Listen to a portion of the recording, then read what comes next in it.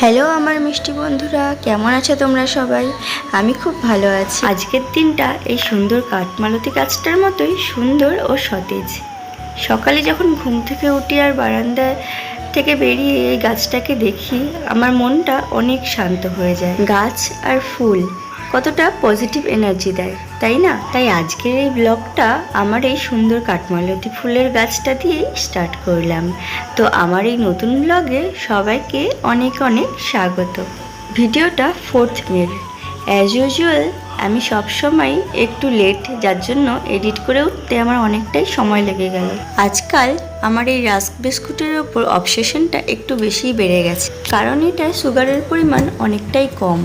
আমি আগে বিস্কুট খেতে খুব একটা পছন্দ করতাম না, বাট আজকাল আমার অনেক কিছুরই টেস্ট চেঞ্জ হয়েছে। তো সকালে ভাবলাম একটু জল দিয়ে বিস্কুটটা খাই, কারণ চা বেশি একটা খাওয়া হয় না। তো সকাল সকাল ভাবলাম তো একটু জল দিয়ে খেয়ে দেখি কেমন লাগে। কম্বিনেশনটা মোটামুটি ভালোই লেগেছে, একেবারে খারাপ না। মাঝে মাঝে এরকম জল দিয়ে বিস্কুটের কম্বিনেশন ট্রাই করাই যায়। তারপর মা রান্নার জন্য প্রিপারেশন নিচ্ছিল, আর আমি মাকে কিছু সবজি কেটে হেল্প করে দিচ্ছিলাম। সেদিন আনা হয়েছিল জ্যান্ত রুই মাছ, আর রুই মাছের সাথে দেখো অনেকটা তেলও পাওয়া গেছিলো। তেল দিয়ে পেঁয়াজ দিয়ে ভাজা আমার খুবই ভালো লাগে, কিন্তু এই তেলটা সবসময় পাওয়া যায় না। তো যাই হোক, আজকে অনেকটাই পাওয়া গিয়েছিল। তেলটাকে মা সুন্দর করে পেঁয়াজ, লঙ্কা আর বেগুন দিয়ে ভেজেছিল। আর গলুর জন্য দেখো আলাদা করে একটা পেটি তুলে রাখা হয়েছিল। গলুর জন্য যেহেতু একদম অল্প কয়েক ফোঁটা তেল আর একটু লবণ হলুদ দিয়ে রান্না করা হয়, তাই গলুর রান্নাটাই মা আগের থেকে করে রাখছিল। ওর রান্নাটা কমপ্লিট হয়ে গেলে আমাদের বাকি রান্নাটা করা হবে। গরমটা এতটাই বেশি পড়েছে যে এখন হালকা পাতলা ঝোলটাই খেতে ভালো লাগে। আমি আগে মশলাযুক্ত ঝোলটাই বেশি পছন্দ করতাম, এখনও করি, কিন্তু যেহেতু গরম তার জন্য একটু হালকা পাতলা খাবারই এখন খাচ্ছি। গরম এতটাই বেশি পড়েছে, রান্নাঘরে ঢুকলেই মনে হয় যেন কোনো মরুভূমিতে ঢুকে পড়লাম। কিন্তু কিছু করার নেই, রান্না তো প্রত্যেক দিন করতেই হবে। সব কাজে ছুটি থাকলেও রান্নার কিন্তু কোনো ছুটি হয় না। হালকা মশলা দিয়ে পাতলা মাছের ঝোল রেডি হয়ে গেছে, আর আলাদা করে মাছ ভাজা করা হয়েছে, কিন্তু আজকে পেঁয়াজ দিয়ে ভাজা হয়নি, কারণ মাছের যে তেলটা ভাজা হয়েছে তার মধ্যে অনেকটা পেঁয়াজ দেওয়া হয়েছে, আর গরমের মধ্যে ভাজা পেঁয়াজটা কিন্তু অনেকটাই পেট গরম করতে পারে। আর তার সাথে রান্না হয়েছিল আম দিয়ে টক ডাল আর ভেন্ডি আলুর তরকারি। আর আগের ভিডিওটায় তোমাদের জানিয়েছিলাম যে অতিরিক্ত গরম পড়াতে মাঝে মাঝে এখন আমরা ডাবের জল খাচ্ছি। তো সেই মতো ওই দিনও বাবা ডাবের জল এনেছিল। আর ডিহাইড্রেশন যাতে না হয় তাই ডক্টর গলুকেও বলেছিল মাঝে মাঝে ডাবের জল খাওয়াতে। ডাবের জল যেমন ডিহাইড্রেশন দূর করে, তেমন কিন্তু স্কিনের গ্লো অনেক বাড়িয়ে তোলে।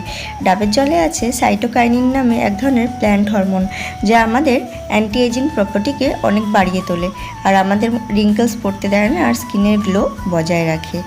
আর এটার সাথে সাথে যেহেতু এর মধ্যে প্রচুর পটাশিয়াম আছে, আমাদের মেটাবলিজমও অনেক বাড়িয়ে তোলে, যা আমাদের হজম ক্ষমতা বাড়িয়ে তোলে ও আমাদের ওয়েট কন্ট্রোল করতে হেল্প করে। আর ঘামের মাধ্যমে আমাদের শরীরে যে খনিজ পদার্থগুলো বেরিয়ে যায় সেগুলো রিস্টোর করতেও ডাবের জল সাহায্য করে। গলুর মাছের ঝোলটা রেডি হওয়ার পর এখন ওকে খাইয়ে দেব।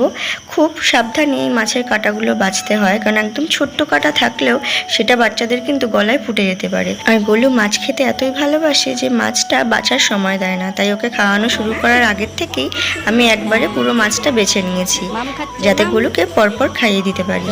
আর দেখো গলু কি সুন্দর করে মাছটা খেয়েও নিচ্ছে। তোমাদের আগেই বলেছি এটা 4th মের ভিডিও, আর 4th মে আমাদের এখানে ভোটের রেজাল্ট বেরিয়েছিল। বিকালের দিকে হইচইয়ের আওয়াজ পেয়ে আমরা রাস্তার দিকে যখন গিয়েছিলাম তখন দেখলাম বিজয়ী প্রার্থীরা বিজয় মিছিল বের করেছিল।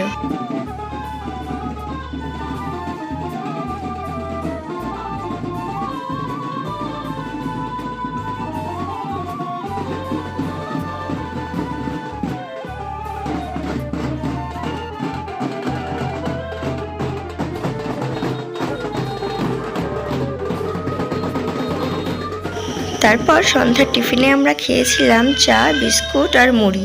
গলুও আমাদের সাথে অল্প মুড়ি খেয়েছিল। আর এইভাবেই আজকের ভিডিওটা এখানেই শেষ করছি।